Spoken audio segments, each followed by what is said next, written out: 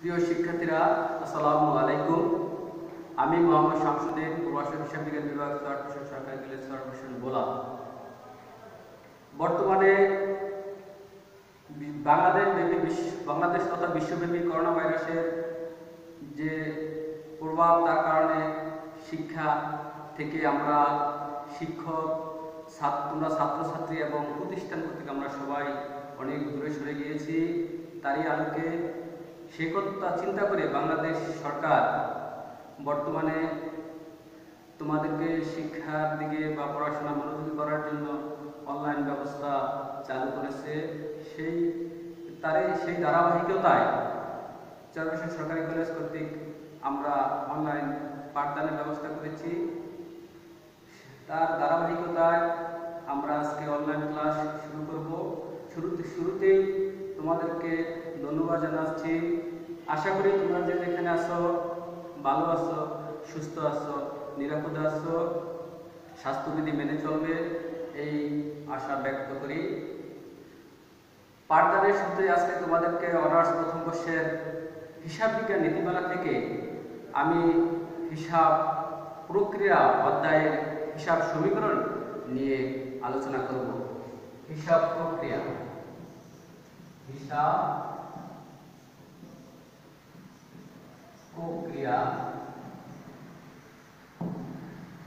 the accounting process, accounting process। এই হিসাব প্রক্রিয়া থেকে আমরা হিসাব সমীকরণ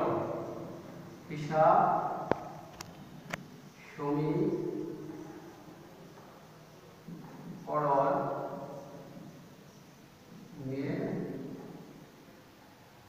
হিসাব সমীকরণ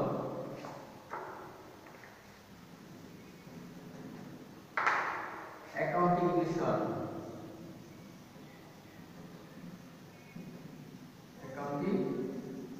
ইকুয়েশন।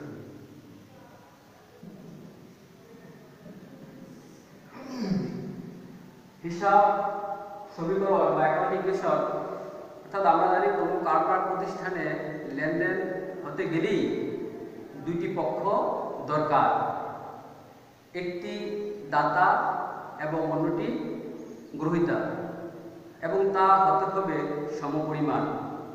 এ তথ্যের আলোকে একটি পক্ষ ডেবিট এবং অন্যটি ক্রেডিট অর্থাৎ দুতরফা দাখিলা পদ্ধতির সৃষ্টি। এক্ষেত্রে আধুনিক হিসাব শাস্ত্রবিদগণ হিসাব রক্ষণের এই নীতির আলোকে একটি গাণিতিক সূত্র প্রকাশ করেছে, যা দ্বারা একটি হিসাব সমীকরণ সৃষ্টি হয়েছে, যার নাম আধুনিক হিসাব সমীকরণ নামে অভিহিত। এর আলোকে বোঝা যাচ্ছে যে কারবারের মোট সম্পদ এবং মোট দায়ের পরিমাণ সমান। তাহলে হিসাব সমীকরণটি নিম্নরূপ: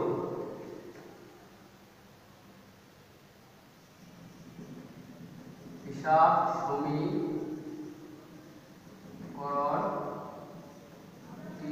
নিম্নরূপ: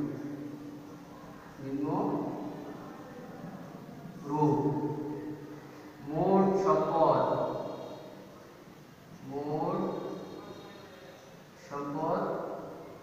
মোট ইকুইটি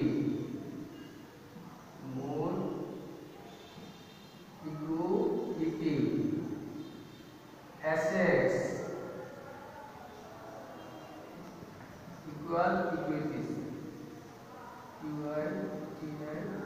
equities বা সম্পদ বহির্দায় মালিকের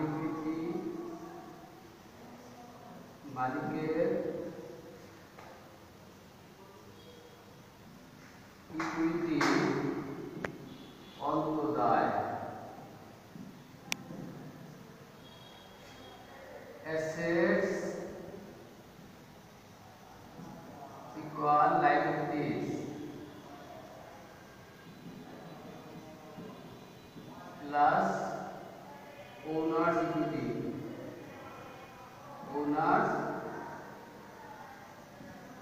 ওনার্সিটি বা এ সমান এ প্লাস ও এ।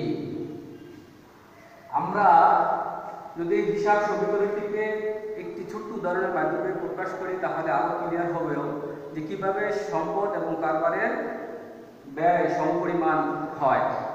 ধরি একটি কারবার প্রতিষ্ঠানের মোট সম্পদের পরিমাণ 1 লক্ষ টাকা, এর বিপরীতে কারবারের দায় 40,000 টাকা এবং মালিকানা সত্ত্ব 1,60,000 টাকা। সেক্ষেত্রে হিসাব সমীকরণটি হবে সম্পদ সমান দায় যোগ মালিকানা সত্ত্ব,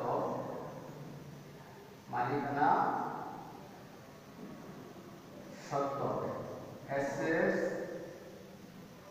liabilities plus owners equity। তাহলে সম্পদ যে 1 লক্ষ টাকা, তাহলে সম্পদ 1 লক্ষ, দায় 40,000 এবং মালিকানা সত্ত্ব 60,000। আমরা দেখতে পাচ্ছি সম্পদ 1 লক্ষ টাকা, তার বিপরীতে দায় এবং মালিকানা সত্ত্ব 40,000 যোগ 60,000, অর্থাৎ সম্পদ 1 লাখ এবং বিপরীতে দায় এবং মালিকানা সত্ত্ব যোগ করলে 1 লাখ টাকা হয়। এটা এটাই প্রমাণ হয়েছে কারবারের মোট সম্পদ এবং দায়ের পরিমাণ সমান। এছাড়া অন্যভাবে বলা যায় যে হিসাব সমীকরণ প্রক্রিয়ার মূল তত্ত্ব হলো সম্পদ, দায়, মালিকানা সত্ত্ব। যে কোনো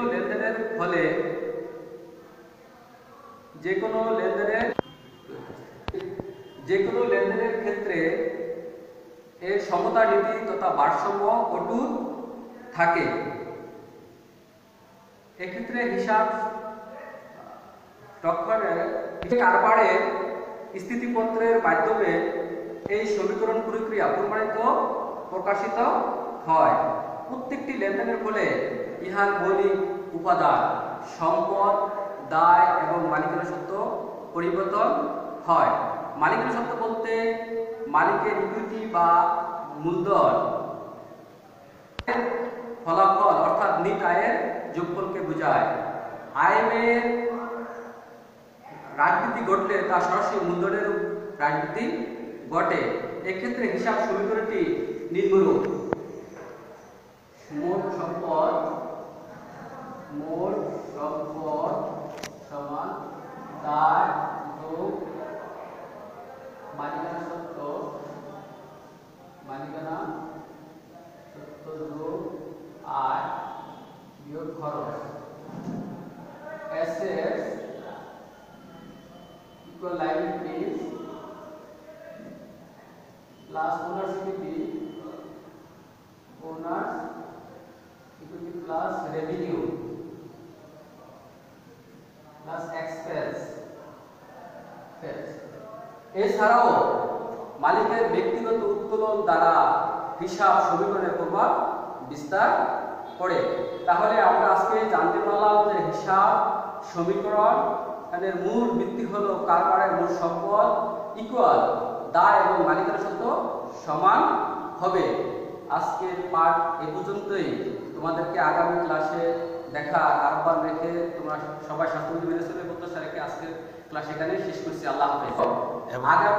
এবং আগামী ক্লাসে হিসাব সমীকরণের উপাদান নিয়ে আলোচনা করা হবে, তোমরা তা দেখবে এই আশা ব্যক্ত